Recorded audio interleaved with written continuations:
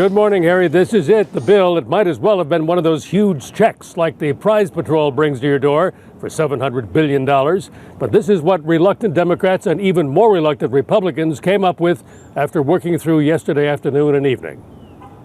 It's a bill that we've come to and we've worked on together. It's a bill that we believe will avert the crisis that's out there. It's called the Emergency Economic Stabilization Act of 2008.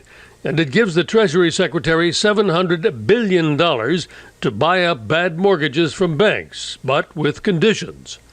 Instead of handing over all the money at once, the bill allocates $250 billion now and requires the president to certify that the next $100 billion is needed. Congress can hold up the final $350 billion. Companies whose bad loans are purchased must give the government an ownership stake so that taxpayers will benefit from their future growth. The bill requires the Treasury to help the people whose mortgages it purchases keep their homes, something on which Democrats insisted. And in a provision Republicans fought for, it also sets up a program under which banks could buy government insurance for some of the loans rather than sell them outright. There will be restrictions on companies who sell those bad loans to the Treasury, as well as limits on executive compensation and on golden parachutes. The bill sets up oversight. The Treasury Secretary, the Federal Reserve Chairman, and other government officials must review what's done under the new law. Democrats were quick to insist that they weren't bailing out Wall Street tycoons. We're here, as the Speaker and the Majority Leader and Barney Frank have said, because of the implications that affect people far beyond lower Manhattan, that are in small towns and communities all across this country. Will the bill really rescue the economy? Treasury Secretary Paulson talked to 60 Minutes.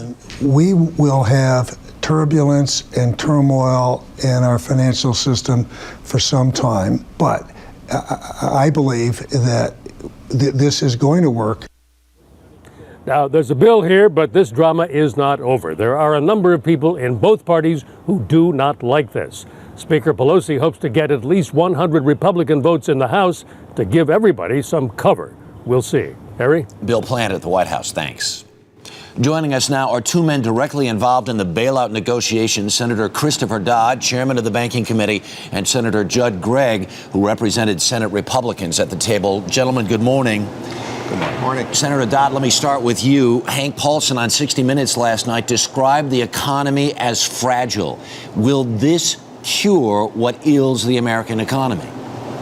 Well, we hope so. It's certainly going to cure, we hope, the precipitous collapse of the financial markets and of course, that contagion effect that could affect people all across this country, from retirement accounts to student loans to car loans and all the rest that hang in the balance. This isn't just about Wall Street. If it were just about Wall Street, we wouldn't be standing before you today. It's the effect that's going to potentially hurt other people across the country that brings us to this very sad day to have to put a bill like this together. But we believe that this effort can avoid that kind of meltdown. The economy itself is still going to have serious trouble. There should be no illusions about that. But certainly avoiding this would avoid us coming back to a much larger problem. Right. Senator Gregg, let me ask you this, because there is so much disheartened feeling in the country today. So many people on the streets, as we've traveled across the country in the last couple of days, just basically say this isn't fair. How do you justify this to mom and pop on Wall Street who are sitting there wringing their hands saying, how did this happen? Well, the other option is that Wall Street would freeze up, that basically people who pay the payroll, the people who go to work today would have trouble getting the financing to finance that payroll. People who are buying cars wouldn't be able to sell them because the financing wouldn't be there. Your kids that were in college and had their student loans financed, that wouldn't be available. I mean, the alternative simply isn't acceptable. Nobody likes this choice, but to take the other choice of not doing anything would lead to a precipitous meltdown of Main Street. The way I describe this is like a huge crash on a 4-lane highway, and all the trucks that carry the checks for people who work, the financing of the local hospital, the financing of the local school system, the ability for somebody to get from A to B, that's all backed up behind that crash. What we're going to do is try to remove that crash, get that commerce flowing again, and then we're going to take the cars that we took out of that crash and we're going to resell them and hopefully make money for the taxpayer, selling them at a higher price than we paid for them. Let me ask you this very quickly, Senator Gregg. Do you feel this is going to work? I think it's going to help a lot. This is not the solution to the entire problem. There's a systemic problem here that this will, however, mitigate the problem. It's putting a tourniquet on an extremely difficult situation. And Senator Dodd, very quickly, does this pass the House? Does it pass the Senate?